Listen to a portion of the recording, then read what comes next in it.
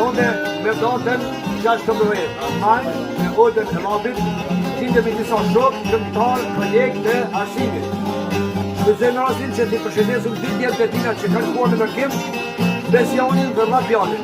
Zoti ruaj kudo që janë, sa për juve edhe për juve, vetëm dhe gjithë bashkëpunëtar, këngën O Gurbet Gurbet i Shqipërisë.